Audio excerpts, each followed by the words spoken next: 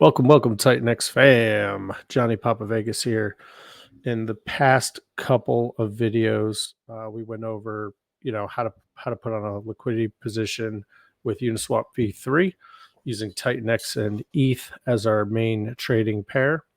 We also talked a little bit about some advanced strategies and what to do if TitanX shoots through your range, what happens if TitanX just blows through your range, what to do, what not to do in those circumstances. Well, I got to thinking after I put those videos out, man, I really need to talk about um, possibly what to do in a sideways trading market. So I specifically wanted to do this because in the last video talked about the ladder strategy, LP ladder strategy, and how you set your core and you go above it or below it depending on what the market's doing. So that's still relevant, but that's more so relevant in a situation where you have a chaos in the market. It's shooting up, shooting down, going up 10%, going down 10%, going up 20%, going down 30%, that kind of thing. That's where you would use the ladder strategy. Well, today, what happens if the price kind of stays the same for a long period of time? This happened, I want to say back in April, Mayish, um, May, June, April, May, June, pretty much July for uh, this specific TitanX ecosystem coin, which is DragonX.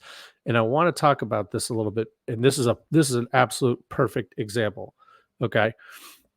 So what you could see here, I went ahead and backed this chart up because this was pretty much the last time DragonX traded sideways, but it's an absolute perfect example. If you want to look at this this candle right here with the really big wick, we're going to basically be looking from this candlestick all the way to this green candlestick right here. This would be considered a sideways market. What I also would like to divert your attention to is the median band. So that middle band in Bollinger Bands, right? Remember I said when it gets up to the top band, it usually reverts back to the median. This right here is golden for a liquidity provider to see. Goes up to the top band, retraces to the median, up to the top band, retraces to the median, goes below, hits the bottom band. What does it do? Surprise, surprise, retraces to the median, goes to the bottom band, retraces, top band, retraces. You see what I'm saying? I don't want to beat a dead horse with a stick here, but just know this is a perfect example of a sideways trading market. And anyone that was LPing between April 17th and July 8th, they were able to rest easy and sleep easy at night, knowing that nothing crazy was going to happen. Now, if you waited a couple more days, see you later. But that's not the purpose. The purpose is, okay, how do we take advantage of this right here? And we'll go over, how to tell if it's a sideways market and that kind of thing a little bit later.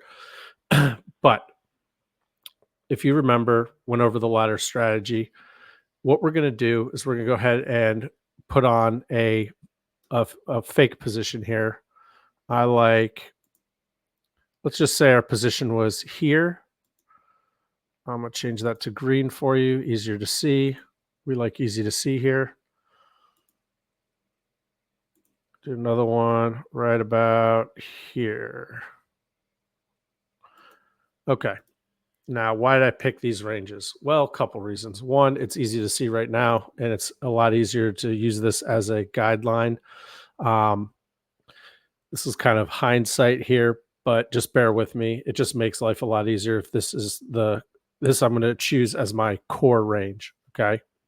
So if we chose this as our core range, the reason why I chose this is because if you see these candlesticks, this is about the top of this trading period. I want to know what the top is, but I also want to know what the bottom was. The bottom was right around here because this is my start, right? From the starting candlestick, what's the top? What's the bottom? Well, I want to have a little bit of defense here. So I'll put it a little bit lower than the bottom of this. And then I see that these candlesticks hit this top right here, bam, bam, bam, bam, bam, bam, what, 6 times in a row? Okay, so that's my range, that's my top, because there's clear resistance at that level. Okay, so let's just say this is my core position, and I'm noticing a trend. Okay, I have just my core. I haven't done any ladders. I'm just chilling, and I keep seeing that it goes back to the median, back to the median, back to the median, back to the median. Well, what I can do, and I've done this plenty of times, and a couple of other people in the Titans of LP Telegram, we all employed this on base chain back in the day, as well as the TitanX ecosystem, back when Hyper and TitanX were kind of just hanging out. So if we just widen this a little bit, this might be a little easier to see. Spread this out. Okay. If this is my core, what I'm then going to do to take advantage of the sideways market is, we'll call it the inverse ladder. So instead of laddering above, like up here, putting another position up here or below, what we'll do is we'll select a tighter range inside the core. Okay. So let me make a few more lines for you. I wouldn't do it here because it's trading above this median band.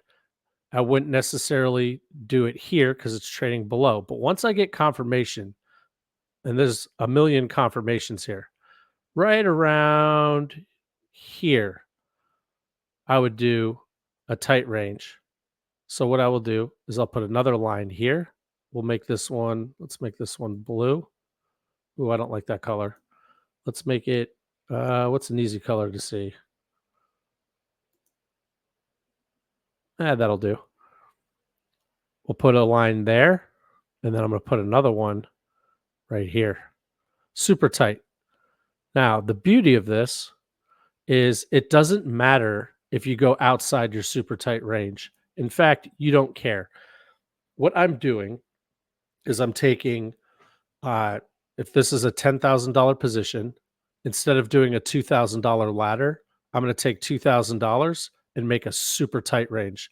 The beauty of that is that during this period that it's trading in this range, you'll probably make more fees on this tight range with $2,000 than you will on this big range with 8,000. But again, remember, you're still making fees on this larger range, okay? Because it's inside. So you're double dipping. You're making ranges in this big green core range, and now you're making fees inside this real tight red range, okay? And then what happens if it goes outside of this really tight one? 24-hour rule. Do nothing, right?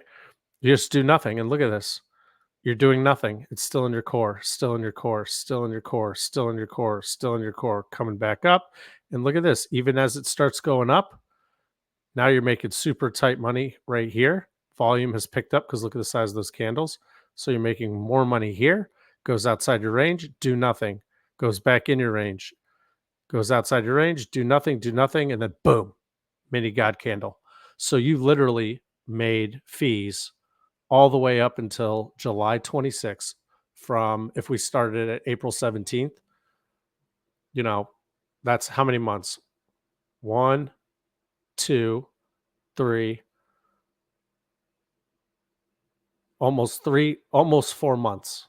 Okay. Almost 4 months of just collecting fees. That is a sideways market. It will happen again. That's why I wanted to keep everyone, or let everyone be aware of what to do in a sideways trading market. You don't have to sit there and play. What a lot of people will do, I'll tell you, is they'll make this really tight range and that'll be their core. You don't want to do that because you never know when this right here is going to happen. Okay. I would rather make money from this candle to this candle than just make money on these two. Does that make sense? I hope it does. In my head, it does. So, yeah, I just wanted to put out this quick video to talk a little bit about, how to play a sideways market. That's really all there is to it. There's no crazy nuance. Um, this is the best way that I've found to take advantage of something that isn't really moving. It's not necessarily going up. It's not necessarily going down. Okay, let's take advantage of that. Let's take a portion of our core, or if you have extra money that you can do, always use extra money without taking from your core if it's available, right? That's why I like to do what I do when I'm liquidity providing a lot of times is I'll sandbag like 50% of my fees. What does that mean? So if I make $100, I will I'll keep $50 to the side and not use that for anything. And then the other $50 I usually like to re-add to my liquidity position to make it a little bit more beefy. So I like to claim once a day, um, but I also kind of keep to a rule. I never really claim fees unless it's $100 or more. You can claim them whenever you want, but if you're going to pay $2 to $6 uh, to claim your fees, you know, think about it. $6 out of 100, that's 6% right there that you're taking just to claim. So I always wait till it's at least $100 to claim. Side bag 50% of those fees. So if you do ever have to create a ladder or anything like that, boom, you have your side fee, you have your side bag of fees that you've collected. If you don't feel like doing that, that's fine. To each his own. You would then use part of your core. If you had $10,000, you take maybe 2,000 and set up this right here. Okay. And then um and then you're in good shape for a sideways trading market. Like I said, you got 4 months, bam, right there. Now, this is pretty interesting. How do you identify a sideways trading market?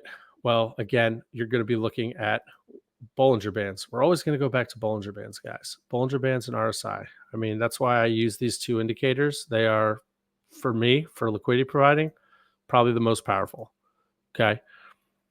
I'm going to zoom in, not like that. I remember my first time. Let me zoom in like this. If you zoom out a little bit, just a little bit, you can see where the Bollinger Bands get wide and where they get tight. I want to direct your attention to where it gets tight. Okay. When you see the Bollinger Bands go from wide like this right here to really, really tight, that means that I don't want to say an explosion, but a pretty hard move is imminent. Okay. Now, it doesn't tell you what it won't tell you is okay, is the move going to be up or down? That's not going to tell you that. What it is going to tell you though is be prepared for something to happen. Okay. That's what I want you guys to think about. Notice right here, the Bollinger Bands are tight. Boom, shot up. Okay. Then it started getting skinny again, skinny again, skinny again, even skinnier down here, super tight right here. When you see it super tight like this, the tighter the Bollinger Bands are, I want you to think the more chaotic the move that is to come. And then check it out. This was kind of tight and it was a pretty decent move up to here, right? But look at how skinny this Bollinger Band is here. The Bollinger Bands are right here.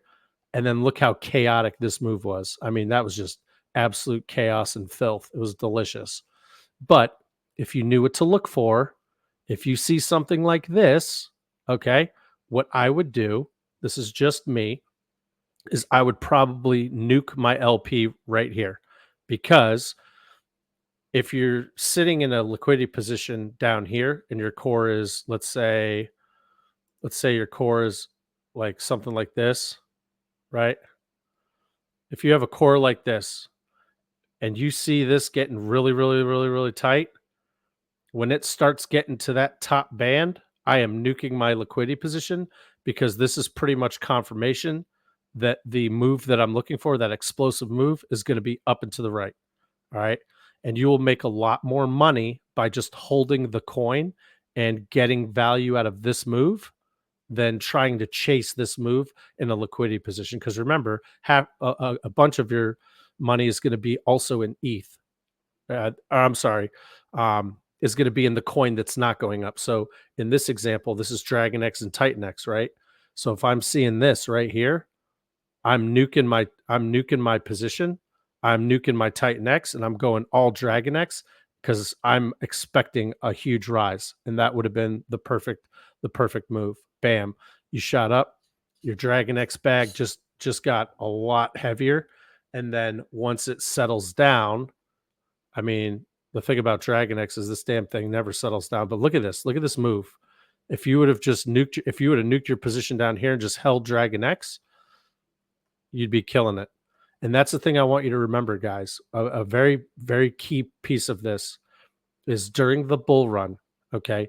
If we're absolutely just in a heater, if Titan X or Dragon X is in an absolute heater, please do not use a majority of your bags to liquidity provide with. Use a little bit.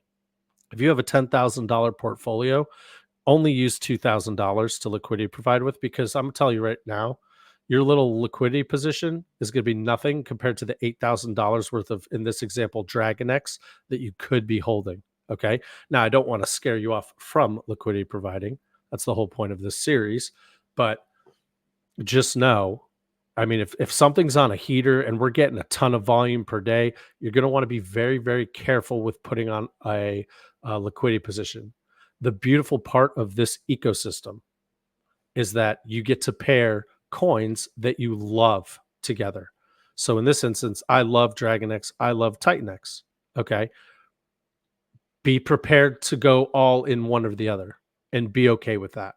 So in this instance, if I'm providing liquidity on that range, that red range right there, okay? Once it got out of range, once it gets to here, I'm 100% in Titan X.